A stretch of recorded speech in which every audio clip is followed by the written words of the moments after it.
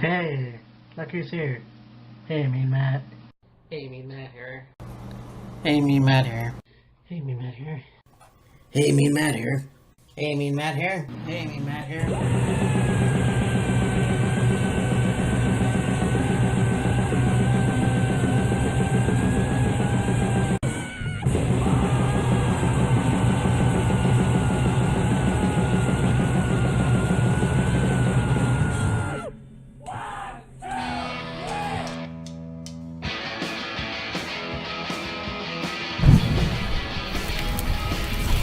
The odds are right if you can get your dick sucked. Reject display.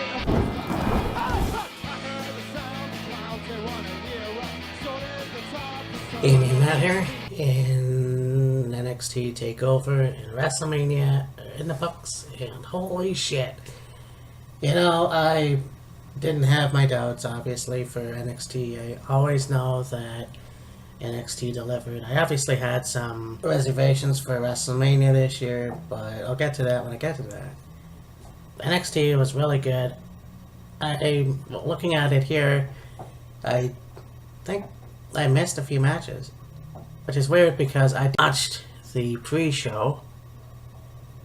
I don't know why I missed these matches, to be honest with you, but Street Profits defeating Fabian Aichner and Marcel Barther, Jackson Riker defeating Danny Burch, which would have been an awesome match.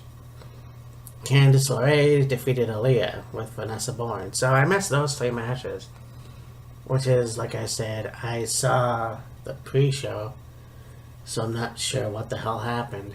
And then we got to the pay-per-view. We've got another epic opening by the War Raiders. You know, as a pagan myself, you know, so really enjoying the whole Viking thing. I think it's very cool to see what they bring to the table. They definitely are one of the best tag teams in NXT. They obviously were awesome in Ring of Honor. You also have Aleister Black and Ricochet. This match was what I expected. This was, in my opinion, a 5-star match, if not 4.5. I don't know. I really don't know. I mean, you had the Fade to Black on Raw. You had Hanson up on the top rope cleaning house outside. And you had, you know, basically a lot of the good, you know, high-flying moves. You had the Black Mask that turned into the Shooting Star Press from Ricochet. You know, this was a really good match, and it wasn't without the War Raiders winning and retaining the NXT titles, which means that Aleister Black and Ricochet are now officially SmackDown wrestlers. I really enjoyed the ending. You had War Raiders pay respect to Aleister Black and Ricochet. They put the titles down on Matt and they bowed, and that was really awesome to see that. You know, you used to see that in New Japan, and you know, it was really amazing to see that here as well. And then you had the Velveteen Dream versus Matt Riddle for the North American Championship.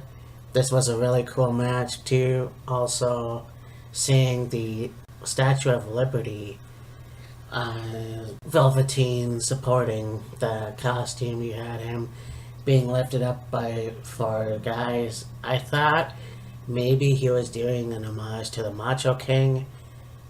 That could have been possible too, but he had the whole Statue of Liberty. Well, because they were in New York as well, so. And then, of course, Matt Riddle had, I can't remember what team it was, represented on his uniform, you know. So this match was awesome. A lot of MMA stuff from Matt Riddle. You had Matt Riddle try the arm bar a few times, a couple of kicks to the head. So Velveteen Dream eventually won the match with the surprise roll-up, and again, there was the whole respect thing. I really appreciated that.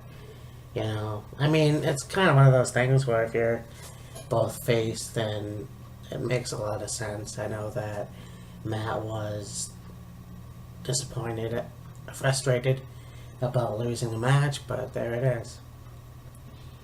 We then had for the first time, the United Kingdom Championship on the line. You had Walter versus Pete Dunne. I didn't realize that Pete Dunne was champion for 2 years, so that was pretty cool. Yeah, this was pretty brutal as well. You're not boring at all, in my opinion. You know, you have Walter. Like, it was a lot of big wrestling moves as well. You had holds and like an arm bar. You had, I don't know what move that was that Walter did, and then you had a receipt from Pete. You had Pete snapping Walter's fingers. You know, that was pretty cool. But somehow, you know, as beat up as Walter was in the match, he won, which I thought was pretty interesting.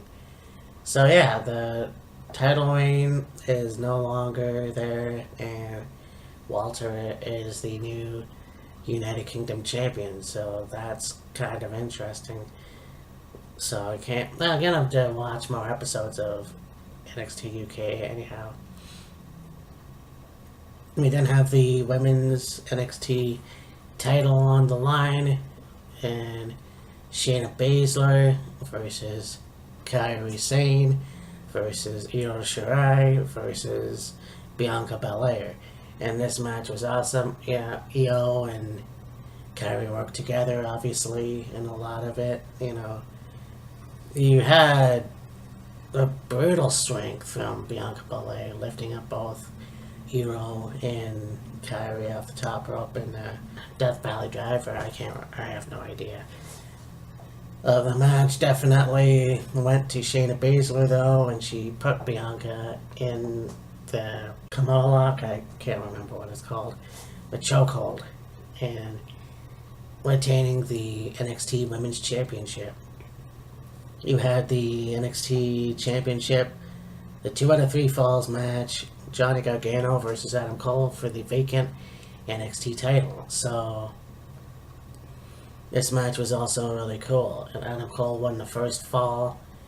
You have Johnny Gargano, who had won the second fall, I believe, and then, you know, you had no idea what was going to happen. That wasn't as good as a lot of Johnny's matches, which is surprising. I mean, it was good, but I think I've seen better.